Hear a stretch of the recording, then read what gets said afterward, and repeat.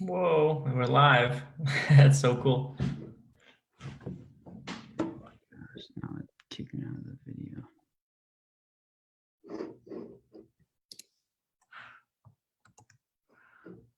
You gotta be kidding me.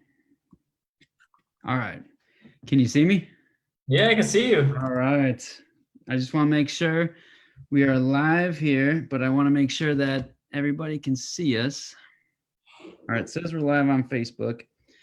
We're just going to wait about 10 seconds, make sure that this is working all right. And hopefully everybody out there is having a good day. I'm live with Jason Sousa. We had some technical difficulties, so he stuck with me.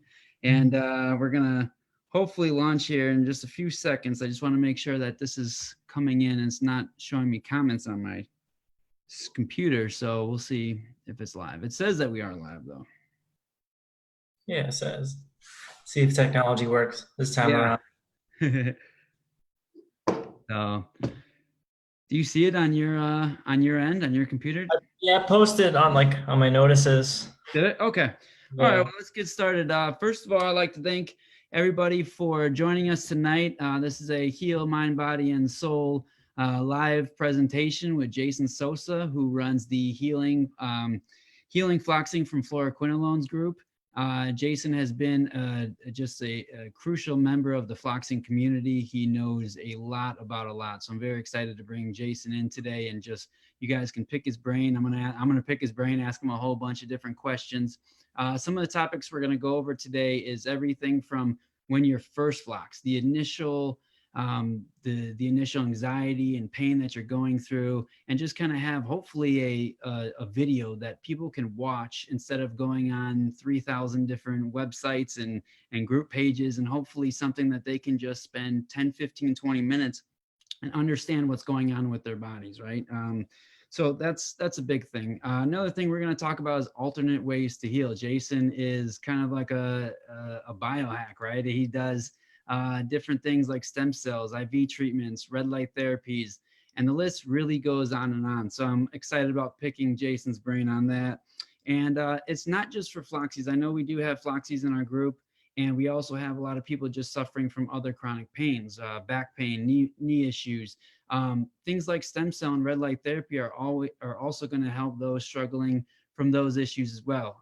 Even anxiety and depression, raising your mitochondria and getting your body active in a healing state. All this is going to help you. So if you don't know, well, actually one more thing is, I just want to thank everybody for sticking with us, for continuing support on my journey and everybody in this group's journey. All the posts and comments, they've been excellent. Our YouTube page is now up, so all the past interviews, from the acupuncturist to the functional medicine practitioners to everything that we've done, is on the YouTube page and up on our Spotify account, where you guys can go back and listen to those. So hopefully you're getting a lot out of this group, and I know tonight is going to really, really help a lot of people. So if you don't know my quick story, in 2010, I was floxed by Cipro and Levaquin. I was taking them just days apart from each other, 2 10-day courses. And I went on a long, long journey of, steroid injections and taking things that only made me worse. My journey led me to hundreds of different doctors and hundreds of different medications. And so tonight's topic is very, very important to me, and I'm very excited to have Jason here. In May of 2019, I was refloxed, in which I woke up one day and everything was taken from me. My ability to walk. I lost over 40 pounds in less than 2 months. I've had so many different cognitive and issues, from nerves and tendinosis and just chronic fatigue and pain throughout the entire day. So I'm slowly healing. And again, bringing on Jason is going to help all the people that are in this circumstance, right? So it's something that we were not, prepared for what happened. It's just something that happened. We're rolling with it, and we're trying to help as many people as possible. So without further ado, I'd like to welcome Jason Sousa. Jason, how are you today? Good. Well, thank you so much for being on here. Jason is the executive director of and I want to look at this and make sure I get these initials right, is the executive director of the FAAHA, which is the Fluoroquinolone Antibiotic Awareness and Healing Alliance.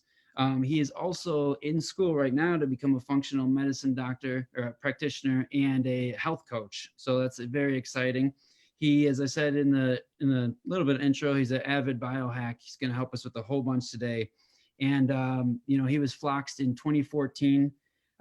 Like myself, it was a delayed reaction, and he didn't understand fully what was happening until months later. And since then, Jason has done everything possible to help as many people as he can. And sometimes, that gets overwhelming. I know I have a bunch of people every day that try to ask for help, and we try our hardest to get back to everybody. And I do want to say this up front, that when I was struggling at my worst, I reached out to Jason, and Jason helped me and answered questions for me. And I can't thank you enough for that. So welcome to the show. And hopefully, in your group as well, Jason runs the Healing Floxiing for Fluoroquinolone antibiotics group. And I hope that this will help members in your group as well. Yeah. So just to get started, I really want to talk just about when you're initially fluxed, right? Like I said, your anxiety is raised, your pain, you're trying to find all these different groups, and it would be nice to have a video where people could go and understand what changes are happening to their body and how they can kind of try to reverse those changes. Now, we know everybody's different, right? And so let me ask you, when you first were fluxed, did you understand what was happening, and what was your path to where you are now? So I was relatively lucky on figuring out exactly how I came to the point of not being able to do certain functions like walking, muscle function. I just kind of knew something was wrong. I had Lyme disease before this, and I knew it Okay. wasn't that. That's kind of what led me to taking these antibiotics. It was basically Lyme disease, chronic bacterial infection, right? And ended up getting to my prostate. They called it Lyme-driven prostatitis. I guess that was the thing. And I went to a urologist named David Bay. It's kind of funny that I remember his name. It's like everyone knows where they were at 9/11. Like I remember the doctor that gave me that prescription, right? Yep. It's not his fault. I mean, I don't blame him. He was given the spiel from the big pharma, and he bought into the hype, and it was standard procedure, right? So he was just one of the sheep following the other sheep. In my mind, he wasn't a qualified doctor, but before I had this happen to me, I didn't really judge or gauge a doctor's ability to be a doctor. Right now, I judge every doctor. Every doctor should be judged on being a doctor. They ride on a high horse. And they think they know everything, but unfortunately, a lot of them don't, and they don't care to because they don't have the time. And it's mainly because the insurance companies, which is a whole nother story, but the whole system is not right. So before I was fluxed, I had Lyme disease, which was fine. I was okay with that. I had chronic fatigue here and there, but it was manageable. I also have Epstein-Barr virus. So it's like, I have all that. And it's like, wow, here we go. Here's another thing. But I was able to get through that. And I was an athlete. I weighed 170 something pounds. I'm 5'7". I was physically active, professional bike rider, BMX rider. I worked for Radio Disney. I went around, the United States, doing flips at, shows for kids. And Oh, wow. I was good at it. That was my life. And, I just knew something was wrong. I took these antibiotics, and one day at the gym, I felt my piriformis muscle, which is like in your butt kind of, it just basically gave out. Like the muscle just didn't contract properly. I felt something, and then I had shortness of breath. And the next day I felt the same way: shortness of breath, dizziness, anxiety, almost like a panic attack, but something that was low grade and didn't stop. So it just kind of kept going. And I knew something was wrong. And I said, oh, here, let me do some research. Let me figure this out. I thought it was Lyme disease. I went to a Lyme doctor, like, oh, it's probably just Lyme. You have anxiety, yada, yada, yada. I didn't think it was antibiotic because I had been given so many antibiotics before that, like Z-Pack and all these other things that I shouldn't have been given. But yeah, they were playing chemistry set with my body. And I was my own advocate, and I started doing the research, looking at side effects of each drug, and until I got a Ciprofloxacin. in 2014, there was some black box warnings, but not as thorough as they are now, I don't believe. And that's kind of when I put two and two together. So that's when I was shocked, and I was like, okay, here we go. I started looking at the side effects, started to see the similarities, and I said, okay, this is definitely it. And go back to the doctor that prescribed him. He told me I was fine, which, you know, it's laughable now, but you know, and then I went to alternative practitioners. Like, yeah, it's kind of a heavy drug. You know, they give it to Gulf War syndrome, this and that, this and that. But, you know, if you had prostatitis, it's standard dose. I don't know why he gave you so many, because I was taking like 30-day course. I took like 20 something of them. Same And here. yeah, it's crazy.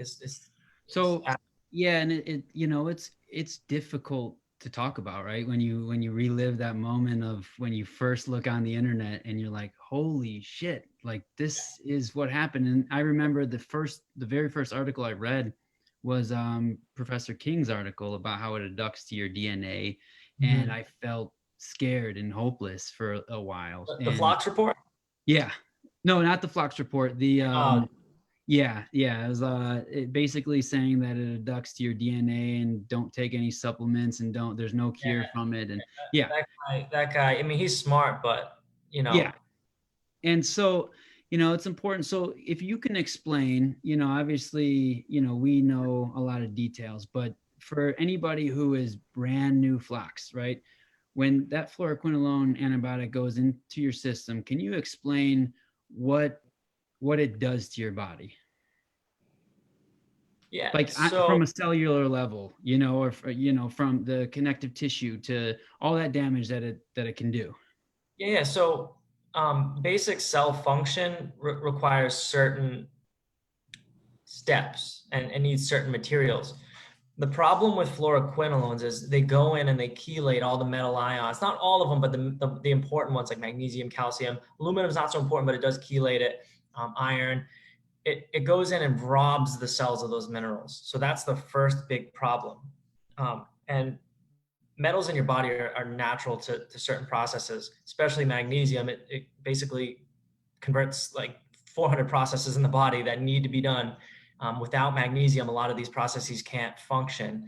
So cellular function, therefore, is, you know, like way less. So your cells are freaking out from that. So they don't have the proper you like gas for the car to drive the car. So they're running on empty. And then it also in turn creates reactive oxygen species through a lot of mitochondrial dysfunction. So when the mitochondria, which are basically the gas for the cells, they're the ones that create the energy. I mean, this is like the big picture, but mitochondria create ATP, and ATP is the energy of the cell. Without ATP, you can't really have energy for the cell, and then the cell becomes senescent, which is like a zombie cell, which is bad because it doesn't do apoptosis until it really gets forced to do that. So you have a lot of these senescent cells that are just kind of zombies in your body that have adducted DNA, that have like no energy. They're not doing anything, which is a big problem. And then another thing that fluoroquinolones do is they lead to a lot of like tendon issues because they specifically target type 1 collagen. So that messes with the extracellular matrix of the collagen.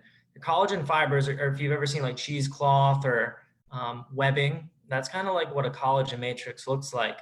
It's more uniform, but when the fluoroquinolones rob all your minerals, and they also basically are toxic for the type 1 collagen, it really messes up the MMP ratio. MMPs are kind of like what's needed for the extracellular matrix to repair or function properly. It induces the bad kind of MMPs and reduces the good kind, and basically just creates havoc. And with the inflammation and the reactive oxygen species running rampant in your body, it's a perfect storm. Unfortunately, mitochondrial myopathy or lack of mitochondria, you're not able to properly use your muscle function. So your tendons are weak, your muscles basically will atrophy. They don't have enough energy to contract or release. So it's either or. Most times they just contract because your muscles actually need more mitochondria to release versus contract. So you're like, say your calves are tight. Most floxies will have tight calves. Yes, that's me. You're pulling on a tendon that at its weakest point is where it attaches. So that's the antithesis, where it goes into the bone. You have a muscle that doesn't have enough mitochondria to release, or minerals. It's pulling on that tendon, and that tendon's weak from the toxicity of the drug itself. And then that's when things start to fail. And that's something I've struggled with since day one. It's something that's very, very hard to manage. It can be done, but it's hard.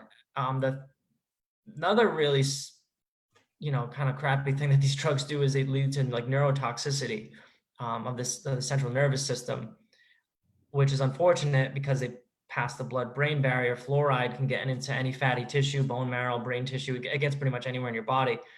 So that's why a lot of people have issues with their brain, their nerves, right off the bat. Parasympathetic nervous system goes kind of haywire. So it depends, what gets hit the hardest. Some people it's more CNS, some people it's more the collagen. But in big picture, that's kind of what they do. This is all sounds scary stuff, but it can be fixed, or a lot of these symptoms can be relieved through supplementation, diet, lifestyle changes. It's just Yeah.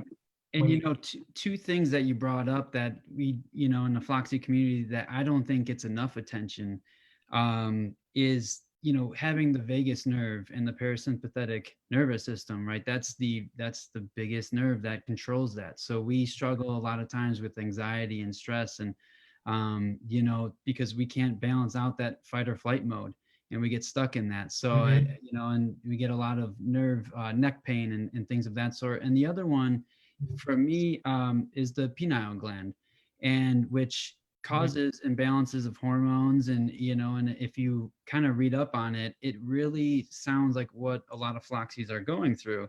And you mentioned so many different things, and this really is one of the worst just cultural epidemics that we've ever seen, honestly. I mean, there's just so many people like you and myself that we didn't even know that we were floxed until months later, and there's many thousands of people that never fully understand what's actually happening to their body.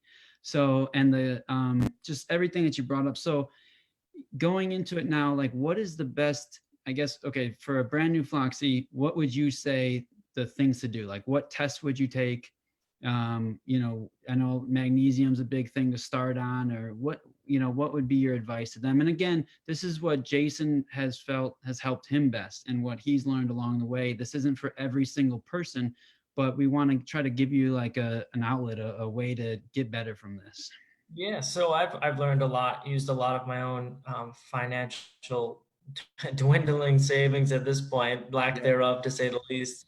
A lot of my time at this point, I really pride myself on the fact that I don't have any more tears to give to the universe. I've kind of shed all those layers, which everyone has to go through. If you don't go through that, I don't know how you're human, but it's a building process, right? So you basically have to shed these layers and learn and adapt. And the ones that survive and thrive are the ones that have the ability to look at things in a different perspective. And I didn't learn that until I met my wonderful fiance, and she's a life coach and psychotherapist. She kind of gave me some ideas, some things that I could work through reading, life skills, which is invaluable. And I'm trying to give people that, just a little piece of that, so that they can utilize these tools. So that's kind of like the first thing I like to tell people is you need to set yourself up for success. Like, I know it's hard when you have all these things going on, and I get it, because I've been through it. I know it's tough, but you have to see in a positive mindset, because if you continually think negative, your adrenals are shot and shit as it is. Why are you going to add to it? It's just going to make things worse. I remember when my arm was on fire and I couldn't control it, right? And I was focusing on it so bad that it made it worse. And I continually would do that until I figured out, if I re-engage my mind doing even just watching, like I watched Dumb and Dumber, and it made me laugh, and I didn't notice that pain as much. So I find these tools that are helpful, like just you isolate yourself. Don't isolate yourself. Try to be around more people. I know you can't do the things you didn't do before, but get out there and do something. Like, you have to do something. Don't think of this as a death sentence or life's over.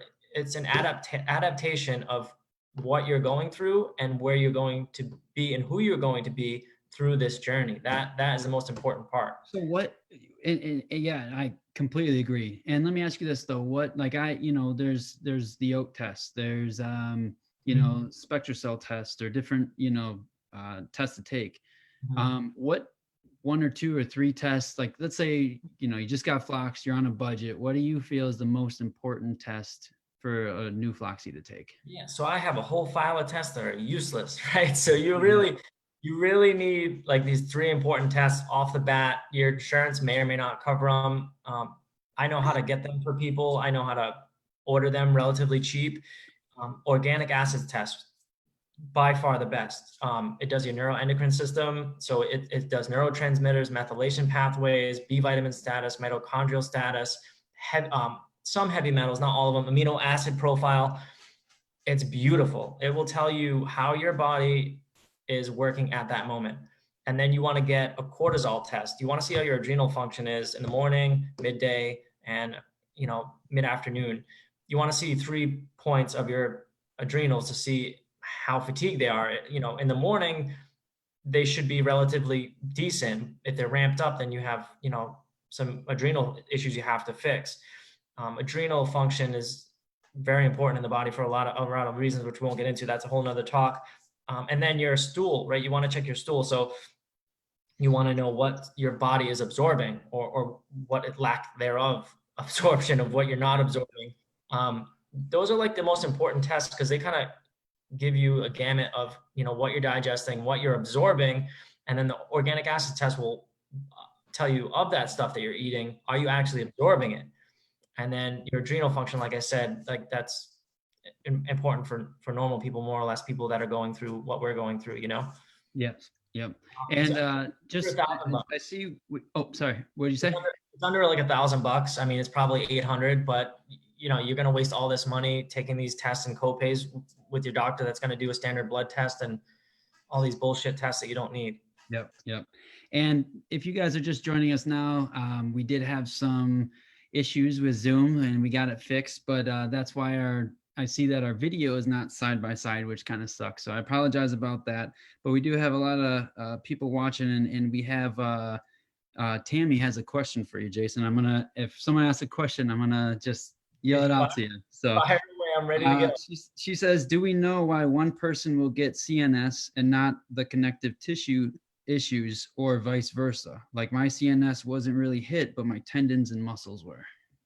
So it's hard to fully understand most of it. It does a lot of, it does have a lot of relative to epigenetics. So epigenetics are unique to each one of us. So our epigenetic factors will determine certain things. Also, our detoxification ability is really, really huge. I mean, people that have tendon issues might have different epigenetics than you do.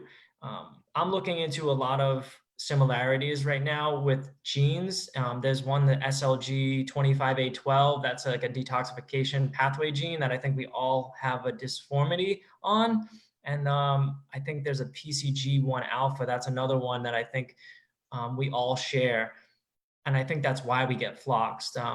We're the canaries in the coal mine. We couldn't get rid of the drug that we didn't metabolize it fast enough and it didn't get out of our body. I think people with the CNS issues, I think maybe the fluoride kind of washes through their central nervous system and brain harder than it does with the people with connective issues. With the epigenetics on top of that, I feel like that's kind of a contributing factor. Hopefully that, I don't know if that was too nerdy, but. No. So we have one more question from Hazel. She said, I'm just tuning in. She said, can you please ask what to do for pain? My tendons hurt so badly. I can't open my knees. My nerves are on fire. I learned I'm not supposed to be taking NSAIDs. I was taking yeah, basically what can she do for pain? Pain's tough. Yeah, pain's just your body's response to, something that's not normal. And there could be 1,000 contributing factors. I mean, I have a low grade daily pain in certain areas every day. It just depends. It's diet, lifestyle changes. I mean, for a quick fix, you can do turmeric, you can do ginger, diet, is an anti-inflammatory diet is like imperative. You got to bring your inflammation down. Your systemic inflammation most likely is created from, your stomach. You probably have leaky gut and you got particles going into your bloodstream from, your gut, your intestinal lining. That's where I would start. I'd work on diet and then looking for natural anti-inflammatories like turmeric or curcumin. Okay. And, just to kind of add on to this conversation, I just, being Flux, I was Flux, like I said, in 2010. I didn't know it. And I went down a road of, I had severe central nervous system issues. I mean, just nerve pains throughout my arms, my hands, everyday headaches. And when you're traveling down that road, and I probably did many things that I wasn't supposed to do. And I feel like that's why I'm able to talk about these things now, because I've seen hundreds of doctors, and I had steroid shots basically everywhere in my body, which is, the number one thing that they say Floxy they're not supposed to do. But ultimately the best thing that helped me personally for all of this pain, I went to the Mayo Clinic pain rehab clinic for 28 days, 8 hours a day. And it was all, we learned about, neurotransmitters and how your body responds from the flight or flight mode and all of this stuff. But one of the biggest things, and we just kind of overlook it, is just calming your body down, breathing techniques, getting sunlight. It sounds stupid when you're in so much pain, right? When you're constantly hurting.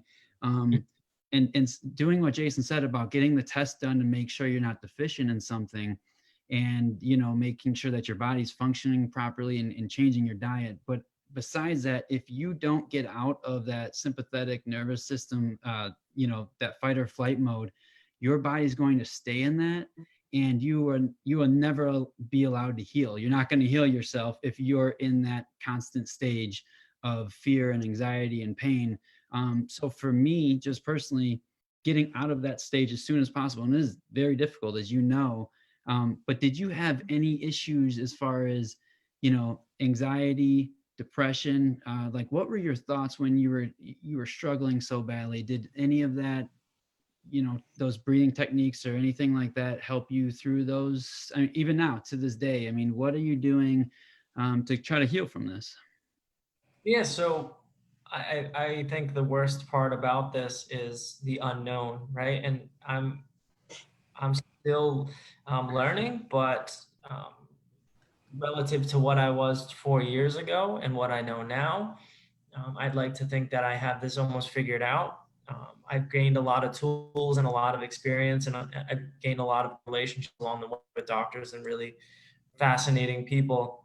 The one thing I didn't do in the beginning was get off Facebook. I was on all those groups that I don't think anyone should ever be on, because it's a spiraling negative staircase that no one should be on. Because if you surround yourself with negative thoughts, you're going to start thinking negative. Yeah. Your mind has the ability to pick up what other people are saying or feeling, even though they're not next to you. You read it, you absorb it, your body feels that. So you're just reasserting that position. So getting off those Facebook groups where people are just complaining, and, I don't want to sound like I'm belittling anybody, but they're just whining. And yeah, your pain's real. We get it. But whining on Facebook, you got to look at it this way. Putting this negative energy out there, right? That's going to affect someone negatively.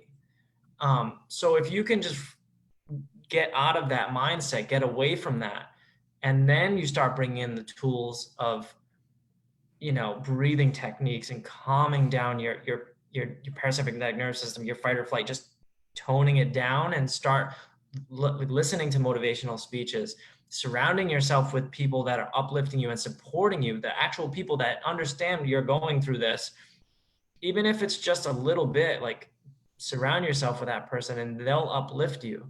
Yep. And then you start to calm down, and then you start seeing healing. You start every day, every day, every day. There's going to be bad days. That's fine. But just setting yourself up for success by getting the negative stuff out of your life and trying not to vocalize your symptoms as much as you would have before this, and just be conscious of the self-talk that's going on in your head, and then just start breathing. And every morning I get up and I'll do a breathing technique, I'll do a gratitude, I'll say thank you for the things that I'm like, what I have in my life, the accomplishments that I have gotten to.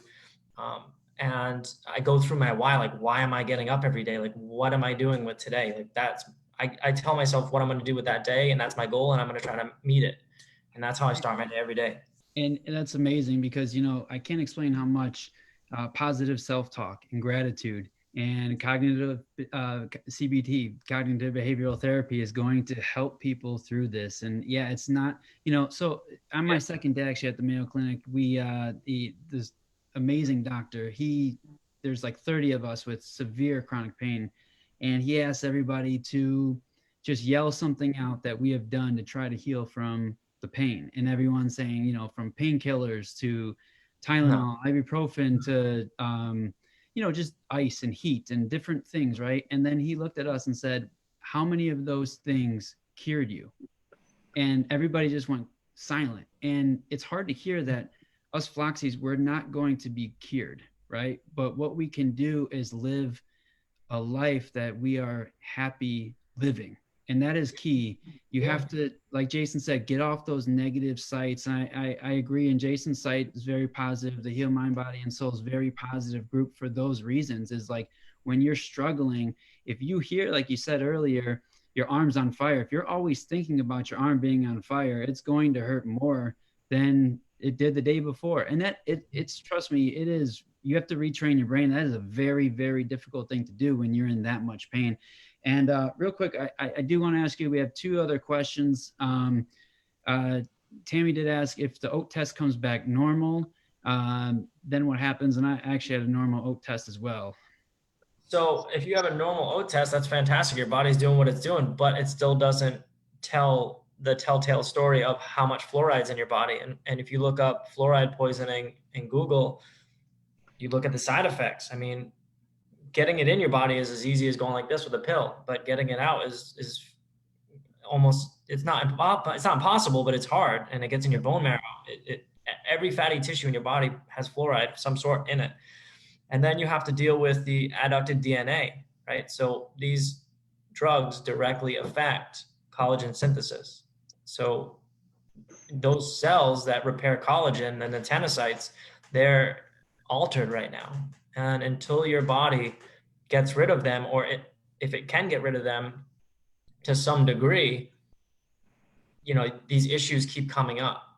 Yeah. The only way to evasively get around that is to try to minimize inflammation, maximize mitochondrial function, because your tendons aren't as strong as they should be. And unfortunately, that may be something you deal with for longer than anyone should have to deal with. But minimizing, stress and minimizing strenuous activities, you're not going to be able to go do jump squats and box jumps and deadlifts, like all this stuff you shouldn't be doing until, you're confident your tendons can hold that kind of force. And same thing goes with people with central nervous system disorders. You got to maximize your neurotransmitter function. You got to maximize your nutrients to protect your myelin sheath. There's a lot of things you can do to protect yourself from the dysfunctional mitochondrial issues that's going on in your body that will continually rear its ugly head into your daily life. Yep. And if you don't proactively fix that. Yeah, awesome. And just answer last question I'm gonna answer for Hazel. Yes, you can smoke marijuana, she was asking, but just be careful because it does, for some people, cause major stress or major anxiety. And so if you're dealing with anxiety, just be careful of doing that. So I do want to jump into this because we do have other people, not just people that are Fluxed, who are watching. And I want to get into some of your biohacking that you do. I'm excited to jump into this. Yeah. So let's start with red light therapy. I know that you're big on that. What does red light therapy do for the healing process? Yeah, look at that guy behind me. Yeah. All right, so ATP, right? That's a currency of the cell, currency of your body. It's chemical energy production of the cell. It's important. You need it. If you don't have it, you're basically not living. So that light behind me activates cytochrome C, which is a special component of the electron transport chain. It's kind of what drives the electron transport chain to start and start producing ATP. The more cytochrome C you start making through cytochrome C oxidase in the electron transport chain, then turns the wheel faster for ATP production. And it also creates nitrous oxides, which is vasodilation. So it kind of lets your body breathe more. Basically, your muscles have the ability to have more blood flow, right? And so that's fantastic. So if you're tight, you're feeling a little bit lethargic, it works great just producing ATP. So in the morning, if you just put on the red spectrum, you let it get into your eyes, it's like going out on the beach. You're getting that positive wavelength of light that triggers your hypothalamus, gets your body going, gets your body moving. And then the near infrared spectrum is fantastic for that nitrous oxide production. Now, would that help with, because we know that, a lot of floxies, well, from the research papers, we know that the electron transport chain has, blockages or leakages. Is what we think. Would that help? Does red light therapy kind of help maybe repair that, or? So the thing is with that red light is it produces more ATP, which is good, but it's bad too. So if you think of the electron transport chain as these 5 stages, right? 4 of them make up the components that drive the ATP synthase, which continually makes ATP for the cell to use for energy. When you have too much ATP and you're not using the ATP, it backs up in that fifth part of the process. So the guys that are making the components to make ATP get backed up, they start spewing out free electrons, and free electrons are reactive oxygen species. So what I like to do, which is the perfect biohack, is do that for 10, 15 minutes. You start feeling better. I go and I take like a 5 to 8 minute, however long I can take a cold shower. And I'm actually utilizing that ATP that I just generated from those cells instead of sitting there with this pool of extra ATP that I won't use if I'm sitting at a desk like I am now. I'm using it to create heat, body heat, through shivering in the muscle tissue, in the brown adipose tissue. So that uses those guys that we just made in the energy chain, and we're using it to keep warm. And that kind of reasserts the process and gets the electron transport chain moving again. There's 2 ways you can make energy in a cell. It's through anaerobic respiration or oxidative phosphorylation, which is the electron transport chain. That's where you want to make energy. The other way is the bad way. And initially when you get flux, you do it the other way. And that's when you get all lactic acid buildup and your legs are in pain. You feel like everything's hurting. You want to step away from that, and you want to utilize things like this to keep your electron transport chain going, and not doing anything. And then your cell just goes senescent and it's a zombie cell. So you want to try to practically do these things. And studies have shown that red light therapy is very safe. So even if it doesn't work for you, it's, you're not harming yourself trying it. So we hope that you try it. I'm actually getting a machine myself. All right, next thing is EMFs. Let's talk about EMFs. I know that you have a grounding mat. How has that been working out for you? And do you still have Wi-Fi, or do you turn it off? Or I've been turning mine off every night, but I'm guilty of it during the day. But how is grounding? Has that helped you at all? Yeah, it does. I sleep a lot better. It's weird. Like I have a hard time getting up in the morning. I'm like, God damn, I just want to sleep for like another 20 minutes. I don't know what, the science is, I understand it. It's we're positively charged beings, and that's a negative charge. So whatever, free ions you have in your body, theoretically, it's kind of attaching to those and grounding them. The science in the peer-reviewed studies are positive. I think it's good to have. It cost me $60. I'm trying it. I sleep better. My pain reduction, I don't think it's done anything for that, but I think clearer and I sleep better. EMFs, I think up to a certain, I think 2400 or 3000 gigahertz were okay as normal human beings. I'm not sure. I know when you get up to 5G, it gets pretty hairy. Yeah, I know. But I know. Talking to Sterling Hill, who, you know, a lot of Floxies know who that is. She was saying that 5G is going to endanger a lot of people, but really, really hurt Floxies. yeah, and EMF is bad because it's it's a really crappy frequency for the body. In nature for the last 100 years, we've kind of just bombarded ourselves with all these EMFs. I think in short stints, it's okay. I know that, higher frequencies are definitely not good for the cells. And when you're sick, it's not good for the cells because it actually induces a lot of bad processes in the body. I mean, even with pulsed electromagnetic field therapy, which I've done before, that induces so many cellular activities that are positive. So why wouldn't we think that, electromagnetic fields would do negative? Exactly. Yep. We're electrochemical beings, we output voltage, and so we can induce it the same way through negative things like EMFs. And Carolyn, you can get those from Amazon. You can get grounding mats from. You could just type in grounding mats, and they should be up there. I don't know if Jason has a specific one that worked better for him, but Stainless steel, don't try not to buy them from China. Look for an American dealer. Nothing against China manufacturers, but I just prefer to get it from somebody in America that, what do you have against China, Jason? yeah. I noticed the quality, in America, you call somebody and these people that have these like grounding companies in America, they're passionate about this. Like Yeah. they love this stuff. So I just, I say go with them. All right. So let's dive into this. Let's make these quick hitters, 30 seconds or less. I'm gonna run down this list. You tell me if it worked for you, if you would recommend it, and maybe real quick how it does work. Peptides, maybe TB 500 and BPC 157. What'd you think about it? Did it work for you? I think they're fantastic. I don't think they're for everybody, but yeah, I love them. So there's that. And if you don't know what they are injections that you would self-administer, and BPC is to build. I mean, you can explain this better than me. I actually bought them and I didn't do it myself after hearing a couple people have some kind of bad reactions that kind of scared me off, but I am interested in trying it.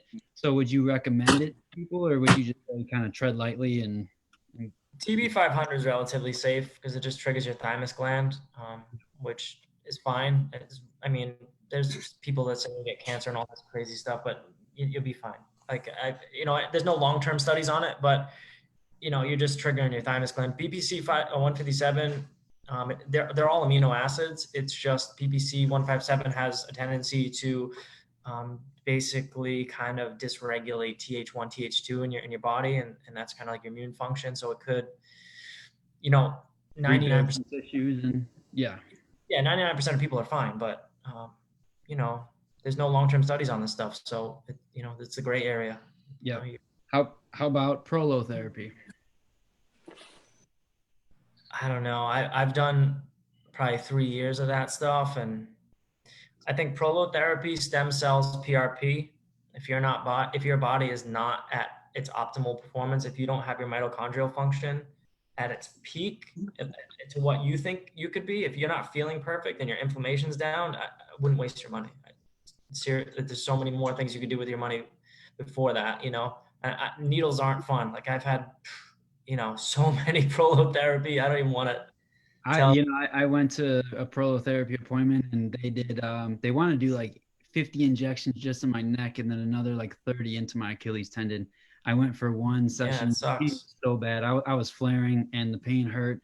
And the doctors were incredible. They were very nice people, but for me, I didn't get much out of it, but they did a very, very light dose because like you said, my body at the time was not prepped. Like I was in the worst physical shape you could imagine at the time. So they did a really light dose.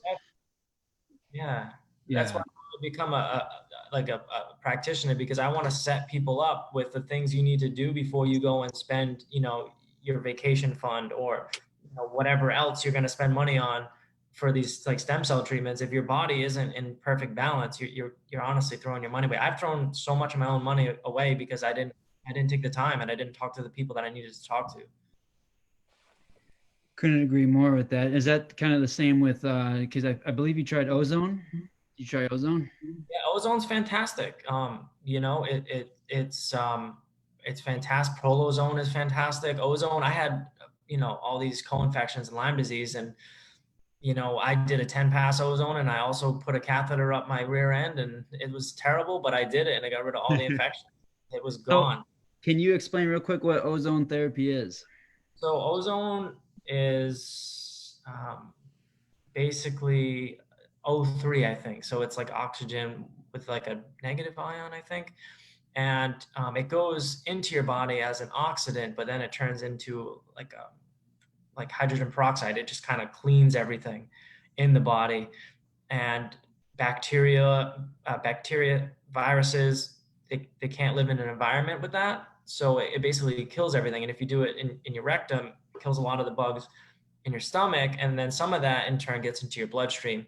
But I also did an IV of the ozone. I had what's called a Herxheimer reaction, which was not fun. But yeah, it fixes a lot of those issues. And prolozone, it irritates the tissue like prolotherapy or PRP, and triggers stem cell production in the area that they inject it. I think it's just as good as PRP, if not better.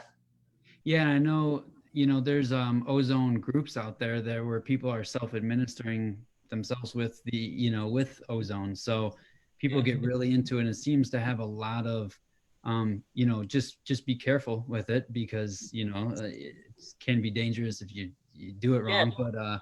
But yeah, completely. it seems to be a productive treatment to do. And some of these, again, if you're watching this, and even if you've never been floxed before, if you're just having pain, you can go for prolotherapy or stems or ozone, and hopefully that can get you off of medications and maybe possibly prevent surgeries. So this is good for a lot of people who are suffering from chronic pain, not just, like I said, not just floxies. So, and then going into stems, I know that you've been to a few places for stems, and could you share your experience on them and exactly how they're supposed to work for the body? We know that they don't work for everybody, but it seems like a lot of people do have they get. Uh, we've had different reactions, right, from them. We've had some people where it's helped tremendously, and some people where they've just got a little bit of a boost. But what did stems do for yourself?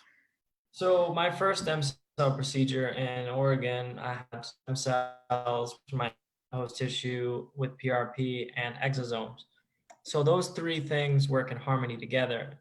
The platelets from the blood create the matrix, the stem cells trigger your natural stem cell production, and the exosomes are the signaling molecules basically relaying the message from the tissue response, the local stem cells in your body, and the stem cells you just injected. Worked fantastic for my SI joint and my groin, pretty much completely healed those. A year ago, yeah, 2 years ago. Yeah, I think 2017, 2018, I went to Mexico to stem aid, made a horrible decision, got embryonic stem cells, which are donor stem cells. They have RNA in them, which is like getting an organ donation. Basically, it's foreign DNA. And that's when things went haywire for me. And that's when I was in a wheelchair and my body like basically relapsed. Um, that was bad news. I didn't do my research. I was desperate. I made a bad decision. And through that bad decision, I went through a learning curve, and what brought me to here. So it was a blessing and obviously a curse when I went through it, but I don't suggest anyone getting donor cells. And then I had a stem cell procedure with Dr. Galili. I opted for exosomes because I personally feel like exosomes are the only way to go forward with stem cells until they can make a stem cell, until they can they're undifferentiated, right? So stem cells that come from your adipose tissues are unprogrammed almost. They're not undifferentiated. They can do certain things in the body, but until you can program that cell to become a tendon cell or a nerve cell, stem cells really only are good to trigger your natural stem cells in your body. They're not really doing much more than that. They're releasing growth hormone, growth factors, and a lot of benefit to the local tissue, but they're not actually doing much more than triggering your stem cells in your body to repair certain things. That's why some people don't really have a great response, because their body might not be balanced enough to appropriately heal the tissues. They might not have the things that they need to heal. So stem cells are a tricky thing. I don't think they're at their best right now. There needs to be a few more years of research and development. Yeah. I appreciate you running that down. And I know the last thing that you tried, which we saw, I can't remember what doctor show it was, where the guy said, "Oh, I was Fluxed," and he did the hyperbaric chamber, and then all of a sudden he was like, "Oh, I'm better." It seemed very, very fishy to me. I'm like, yeah, people who have been Fluxed, we know you don't just do that and you're 100% again. But did you? I believe you said you tried that. What was your experience with the chamber? It's fantastic. So if you just got Fluxed, yeah, you should definitely get in the hyperbaric chamber. It floods your body with oxygen. Oxygen's necessary for aerobic respiration of the cells. It just permeates everywhere in every tissue, just like fluoride. If you can get an IV, like Dr. Paul Anderson does an IV treatment where he lines up your mitochondria with certain supplements through an IV, and he throws you right into a chamber, so that when that hits your bloodstream, those blood cells and platelets are just washing this stuff through your body. It's flooding your body with oxygen. When you have more oxygen in your bloodstream, it's just like a highway. Yep. So that's getting those nutrients to the tissues that need to get it to. And he does poly MVA through an IV, and he'll throw you right in the hyperbaric chamber, and that's fantastic. And that's basically what I was trying to do here, recreate here. It was working. It just didn't bring me back to where I needed to be without getting nutrients that I couldn't get because I wasn't a doctor. And I just trusted Dr. Galili to kind of take care of me on that front. That's awesome. And again, we are live here with Jason Sousa. He's just fellow Floxy and just sharing his knowledge with us on how to heal. And thank you, Jason, for coming on. And we do have another question from Kristen, who says, "Jason, did you have any food intolerances?" Which is a great question. I'm sorry that I waited a little bit, Kristen, but diet is our next topic. So I just wanted to make sure that we weren't flipping back and forth with topics. But did you have any food intolerance, and what is your diet like at the current moment? So right now, diet is uniquely individualized. You have a lot of emotional feelings around food as being a human being. Everyone holds on to their beliefs. It's almost like politics or religion. Some people say go vegan. Some people say, meat only. Carnivore diet or vegan diet. Yeah. Your body doesn't give a shit what diet you're using, as long as you're giving it the proper amino acids, minerals, macronutrients, micronutrients. Your cells don't care where you're getting it from. It's what's best for you to get those nutrients into your body with the least amount of reactions. The reason why you're having reactions is because you have leaky gut, your immune system's off, you lost a lot of good bacteria. A lot of people with fibromyalgia, chronic pain syndrome, it's a lot of it has to do with the gut. It's relative. So gut function is everything. You want to look at your good bacteria, your bad bacteria. Do you have parasites? How's your stomach acid? Are you eating slow? Are you chewing your food? Are you digesting your food? So diet's tough. I've been on a paleo diet that's worked for me for a long time. I was on an SCD diet, or the GAPS. That diet was kind of where I started. I tried the vegan diet, put me in the hospital because I was eating soy, and apparently I was allergic to soy. Didn't know that. But the people at the emergency room were like, this guy's nuts. He's telling me that he ate a bunch of soy, meatballs, and now he's here. Well, when you're fragile. We know vegan diet can affect the cortisol levels. So if you are doing, vegan, it affects the, make sure your cortisol levels are there, and also your taurine, which we know sometimes supplementing taurine can be a big deal, especially if you're having problems with tinnitus and things of that sort. So, and that's just for any diet. I mean, you really want to make sure that you're getting all of your essential, your essential nutrients that you need throughout the day. And I guess just so what are you doing for your diet personally? So I did a test, an MRT test. I worked with a nutritionist. We looked at what I was allergic to, what my immune system didn't like. I took those things out, went through an elimination diet, figured it out. I personally have been told you should go vegan, this and that. I get that point of view, but I have the financial stability because I'm able to work. I'm able to afford organic food. I know it costs me 200 something dollars a week, but I know that I'm getting my stuff from a local farmer. Like I live on a farm that was a farm, but I know the people I get my stuff from. I go to Whole Foods to get the other things. If you can't afford to do that, then yeah, a vegan diet is fantastic. If you can afford gluten-free stuff, organic vegetables, organic grains. Initially, I don't think it's good for people that have an immune response or some kind of thing like floxing to stay away from grains and legumes and things like that because they do, they modulate the immune system in a bad way. So you got to be conscious. You really have to be conscious of what you're putting in your body, and what works for you might not work for me or for the other person. Exactly. So, all right. I hope that helps with some of you guys out there looking for alternate treatments. Do you have any other ones that you want to bring up, or? It's tough. There's a lot of good things to do.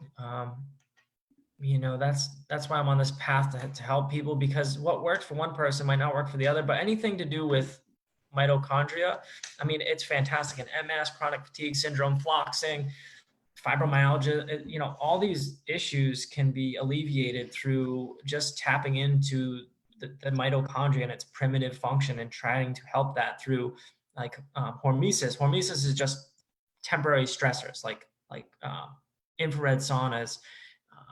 You could do either breathing exercises. You could breathe really heavily for like 2 minutes and then stop breathing for 2 minutes and create like a stress response, or taking a cold shower. All of these things are fantastic for the body to recreate some of the things that our ancestors used to do, like fasting. They used to have bouts of not eating, and they used to go out in the cold. It wasn't 70 and sunny everywhere. Yeah. These people had to adapt to their environment, and that's kind of what we need to do on small levels. I think that's fantastic to incorporate into your life.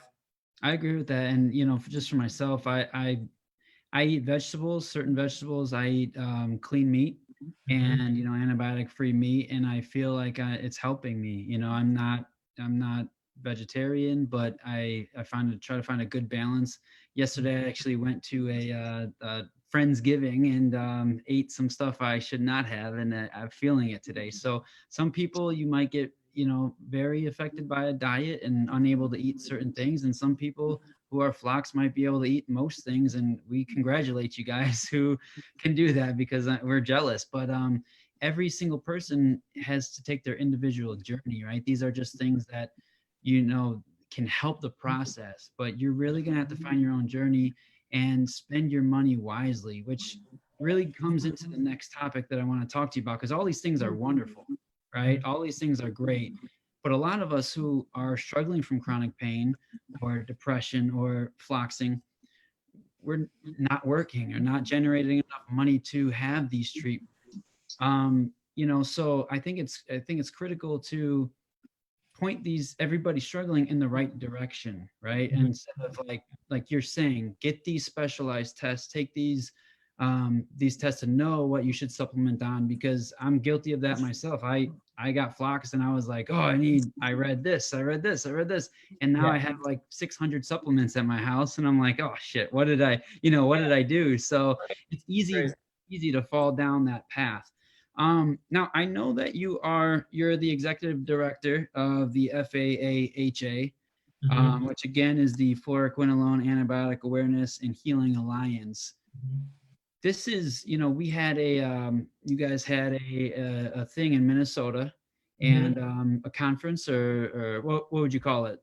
So it's like a conference, but more like a collaboration. Okay. And I know, yeah. And I know that Dr. Hansen and I talked a few different times, and I was actually going to be up there to be like his guinea, and unfortunately I couldn't get the time or the money to do so. Um, we see, and this is, and Dr. Hansen was incredible. When I was on the phone with him, his knowledge, we talked multiple times for over an hour. He didn't charge me a dime, and I'm still hoping to see him. I also called Dr. Galili in his office, and I talked to Lori at the front desk, and she seemed great. And I know that you have talked to these doctors multiple times, and I feel like they are really trying to help people heal in our Floxy community and really research. And that's an incredible thing.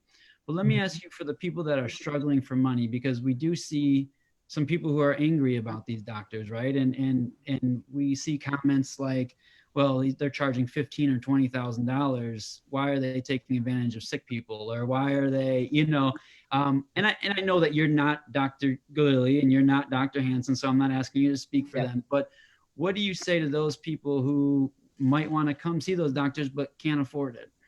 So, I have my opinions on that mentality. I get that you can't afford certain things, but how much can you get back if you're able to work again? How much more of your life are you make that investment in your health? If you're worth $100,000 a year and you spend $15,000 on your health to be able to make that $100,000 a year again, is it worth it? You look at that point. And then you look at the other point or perspective. If you've ever been to any doctor that takes insurance, how long does that doctor sit with you? How long does that doctor spend time with you? How much attention are you getting? Are you getting the answers you need? I mean, I've been with these doctors. I've spent 5 hours, 6 hours, 8 hours a day with Dr. Galili, like just me and him and talking and figuring things out and being reassured that this is the path and collaborating. And through that, I've learned to say, hey, I'm making an investment in my health. I could sit here and tell people that, it does kind of suck that you have to put out this money, but these treatments are covered by insurance. And if they were, they'd be dwindled down to such a minuscule treatment that it wouldn't be effective because the insurance wouldn't cover it. So be mad at the insurance companies. Don't, these doctors, they have insurances and they have overhead and they're not driving Maseratis. I mean, I spent 2 days with all of these doctors and they're passionate about helping people. Dr. Galili, especially because he went through this. The first time I met him, he was showing me family videos, what he was going through, and it was me, my fiance, and him in a room, and we were all like tearing up because, like, I'm his age, he can relate, I can relate to him, and that was a special moment in my life, and that was worth a lot. Like, to me, that was worth everything, and I think that if you reach out to people that can help you afford these treatments and you're able to do it, fine. If you're not, you can do a lot with supplementation, lifestyle changes, diet changes, almost as much, if not more, than these treatments. I mean, regenerative therapy should be the last thing on your list you're doing. You shouldn't be jumping off a cliff right now on credit to go afford a stem cell treatment if you haven't done all the stuff before. And even Dr. Hansen will back that up. He's like, I don't want to see you till you do this, this, and this, and this, because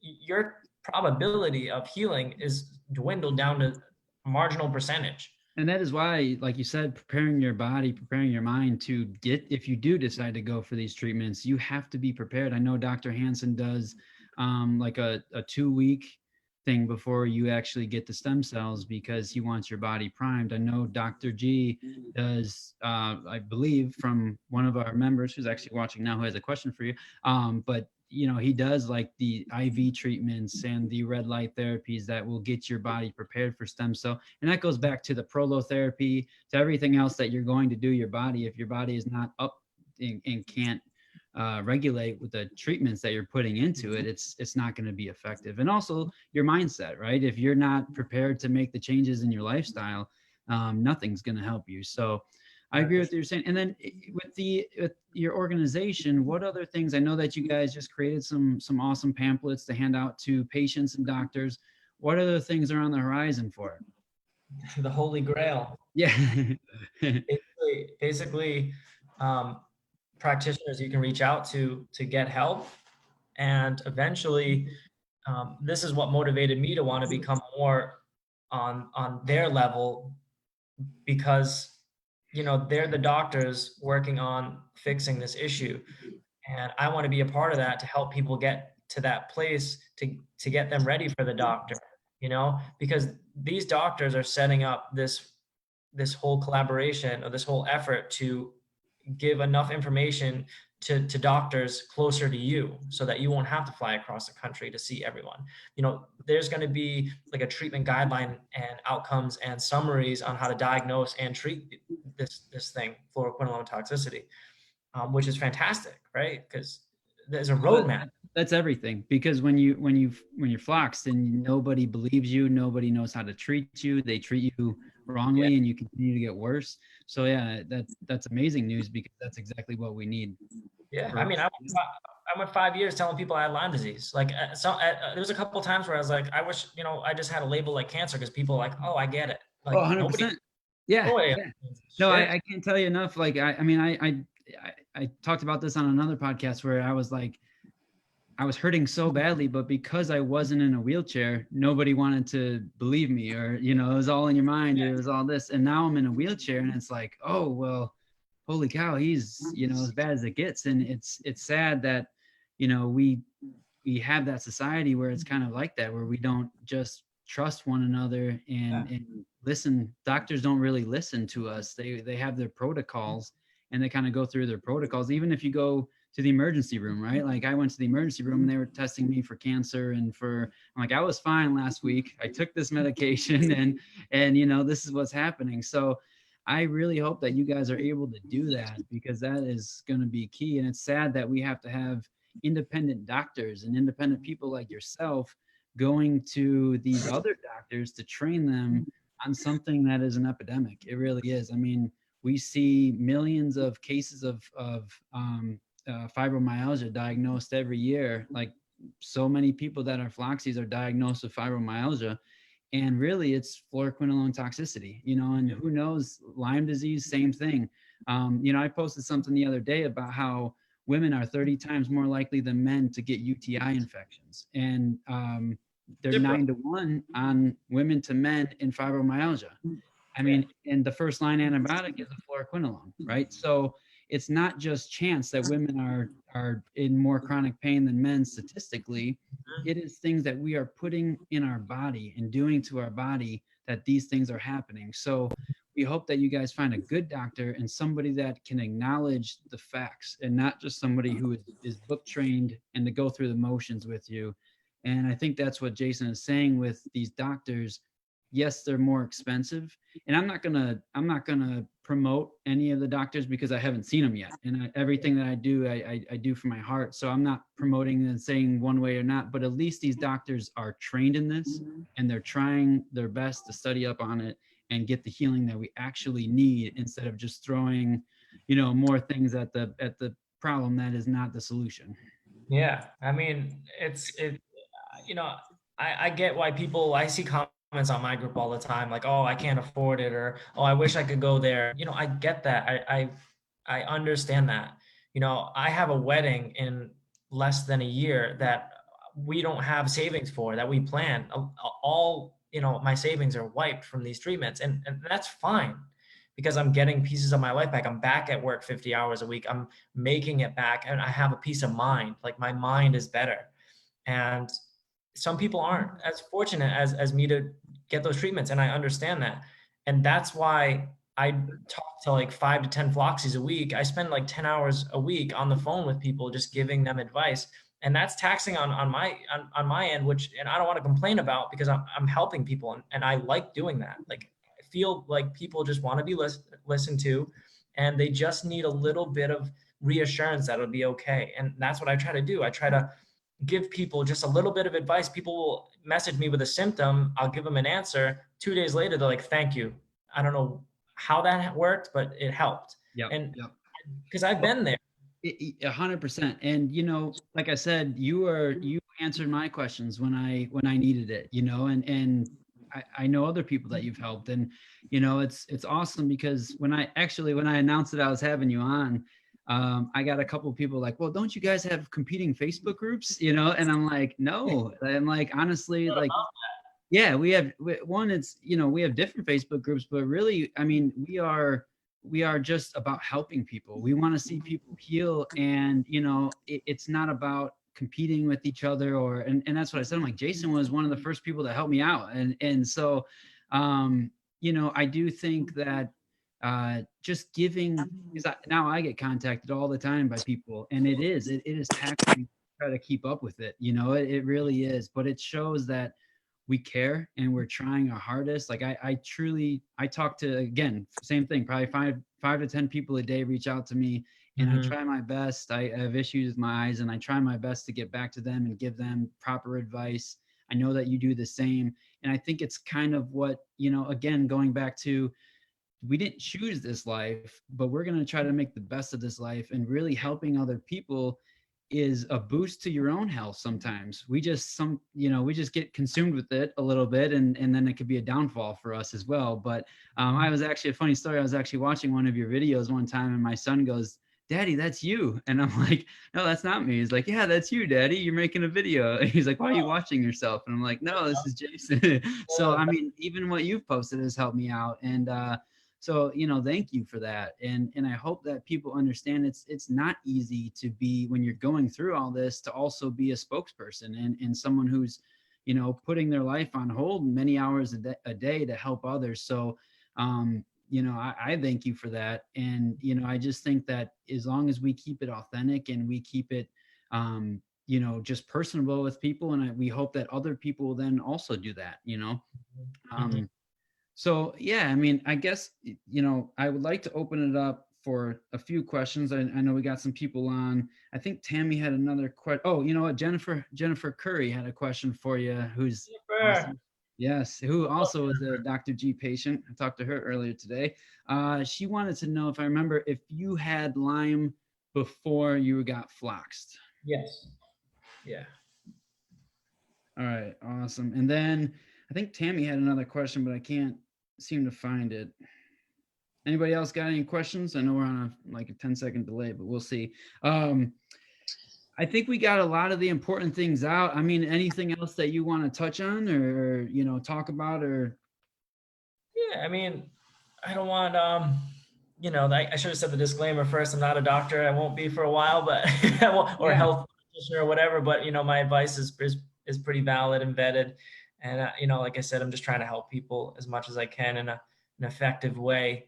And I think that's why, you know, almost a year ago, I went from nothing on Facebook to being a spokesperson for my life and my story. And I think it's helping people, and it has, which people reach out all the time and say, hey, thank you. And that means a lot to me. And that's my journey. So I'm just documenting it on social media, which is new for me, but I'm doing it one step at a time. Yeah, and some doctors and people bash social media, and I understand it, you know, getting in negative groups and whatnot, but it also allows us to give out this information. We wouldn't be able to do what we're doing right now without social media. So some people that are like, oh, get off social media, I actually disagree. I just think that you need to find the right maintenance of social media. You need to find the right groups, the right people. Just like in life, you need to surround yourself with positivity and people who are going to support you and trust in you and believe in you. And that's another aspect of healing that we didn't talk about today. But like you said, you found your fiance, and it was a huge boost to you. And it's important that you take those negative people out of your life, because if they are making comments about how you're sick all the time or how you're faking it, and that is a like a PTSD of being sick, you know, and that can do as much damage as the actual physical symptoms to your body. And how do you feel about that? Yeah, you just get off those Facebook groups. Come Yeah. hang out on them. So I even like on mine, I've you know, I have some of the admins now are the doctors, and I've had to police a lot of the negative stuff. I don't tolerate it. I don't want it in my life, and I don't want it on the group. And you know, if you want to play negative Nancy, there's a place for that. You know, I hate to sound so blunt, but I don't want it, and it's taxing on my life. Just seeing those posts, I'm like, oh man, another one of these. Um, you know, you're not ready to heal until you're ready mentally. And I think you need to adapt to that. You know, if you want to put a label on yourself and you want to run with the negative crew, then, you know, more than likely you're not going to get better. I hate to say that, but your mind has complete control of your healing. And if you don't fix your mind, it's hard. It's hard. You're just making it harder for yourself. I agree. And I'm going to give you the floor now to tell everybody where they can find you, where they can reach out to you, and your journey of becoming a practitioner. Yeah, so, you know, I have this new journey that I've kind of put myself on, and people reassured me that I'm making the right decision. I feel like I am.